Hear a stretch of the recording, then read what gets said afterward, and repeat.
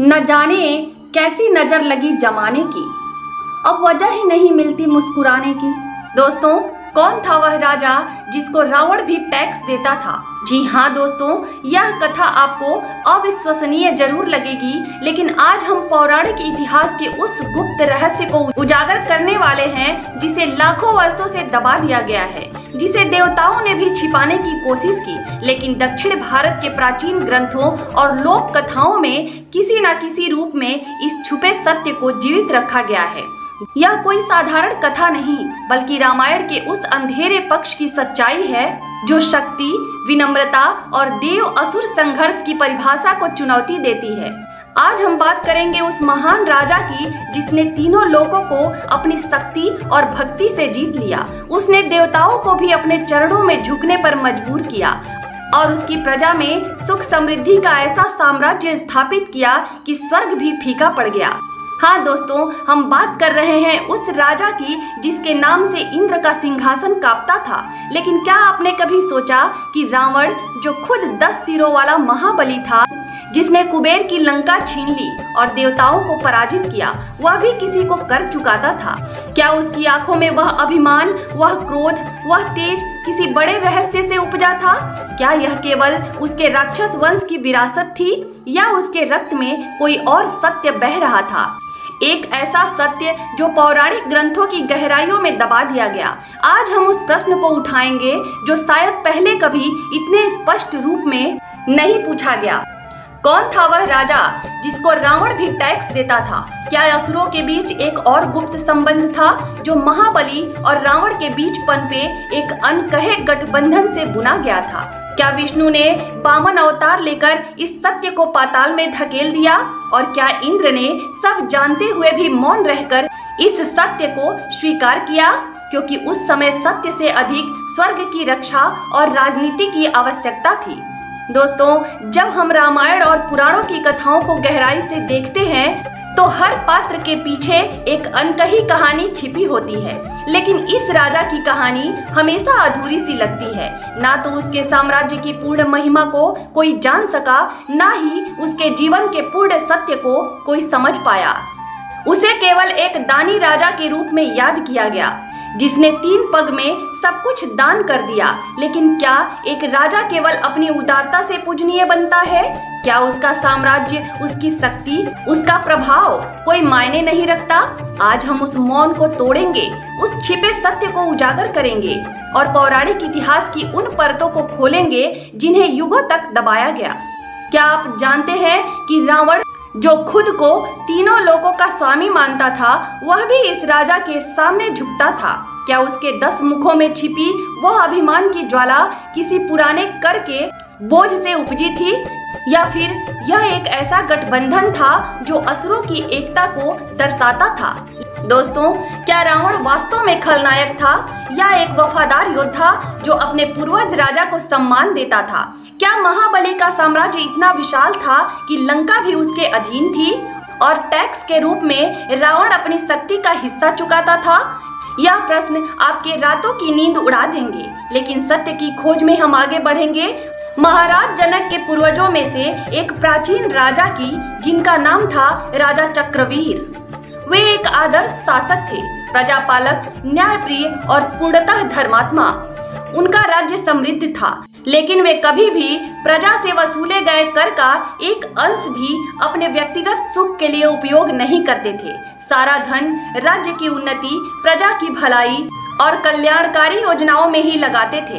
अपना निजी जीवन वे बेहद सादगी से जीते थे। सुबह उठकर खुद खेती करते, फसल उगाते और उसी से अपना और अपने परिवार का गुजारा चलाते।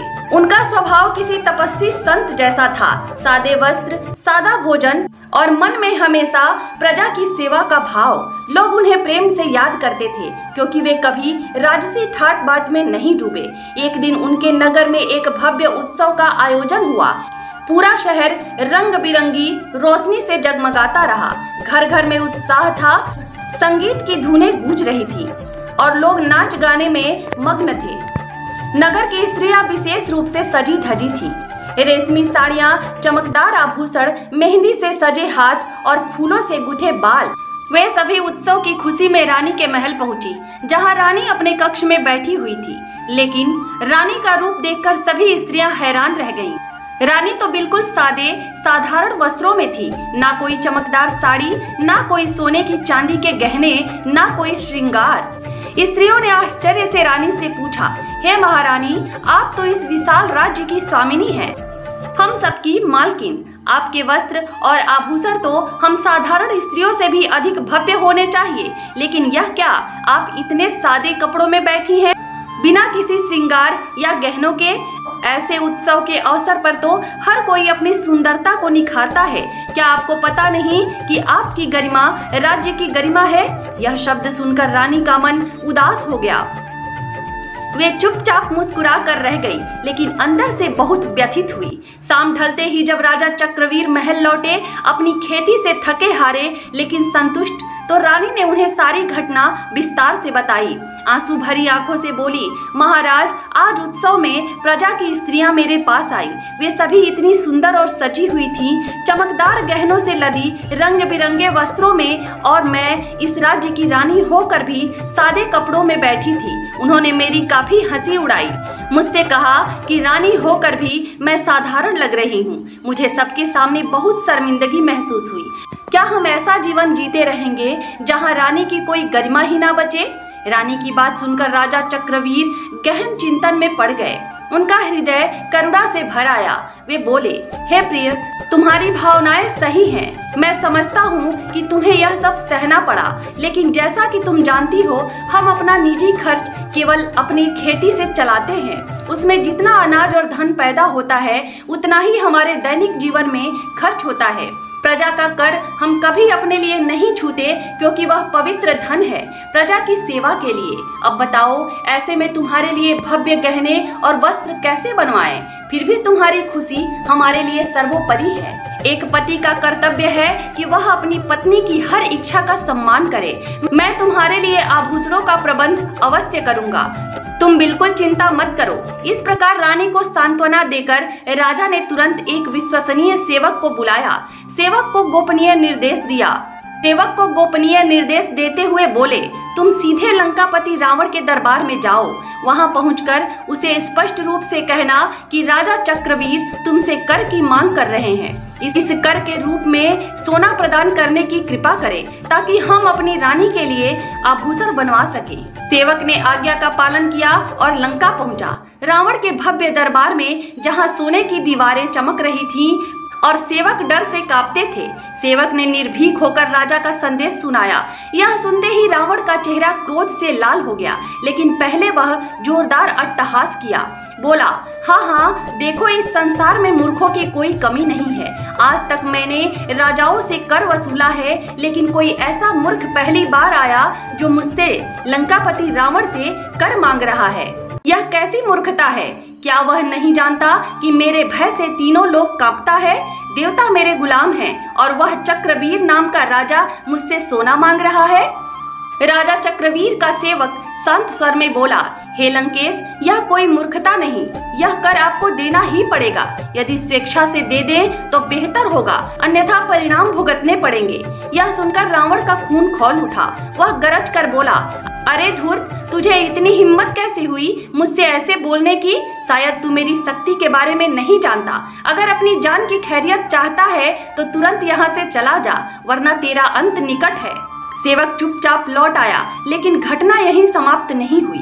रात के समय जब लंका में चांदनी छाई हुई थी, रावण अपनी रानी मंदोदरी के महल पहुंचा। वहां आराम से बैठकर दिन भर की घटनाओं का वर्णन किया। बोला, प्रिय, दुनिया में मूर्खों से भरी पड़ी है। आज दरबार में एक सेवक आया था राजा चक्रवीर का। वह मुझसे कर के रूप में सोना मांग रहा था। हंसी आ रही है सोचकर कि कोई मुझसे ऐसा कह सकता है। मंदोदरी ने शांति पूर्वक पूछा, तो महाराज, आपने उसे कर दिया कि नहीं? रावण ने आश्चर्य से कहा, क्या तुम भी पागल हो गई हो?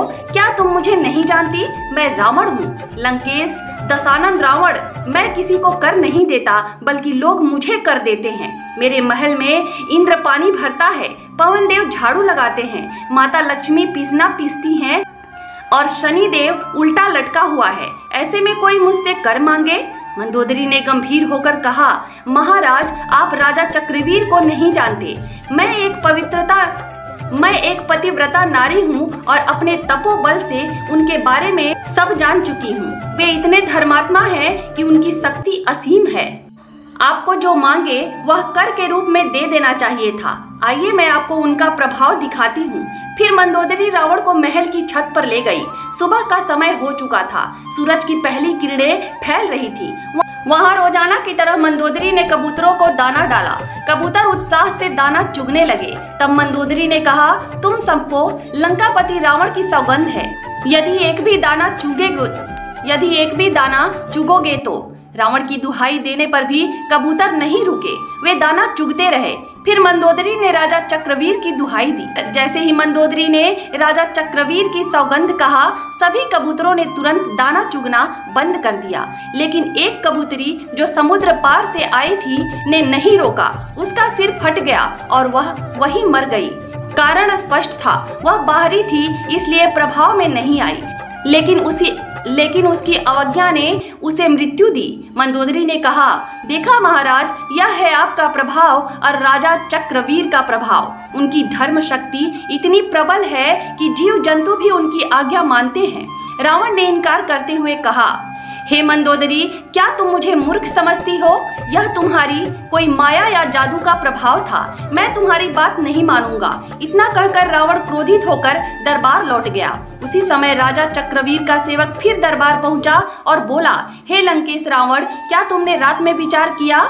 कर आपको देना ही पड़ेगा। यदि विश्वास नहीं तो मेरे साथ समुद्र तट पर चलो। रावण को कोई भय नहीं था, वह अपनी शक्ति पर घमंडी था। निर्भीक होकर समुद्र किनारे पहुंचा, जहां लहरें जोर से टकरा रही थी और बालू फैला हुआ था। सेवक ने बालू से लंका की सटीक आकृति बनाई।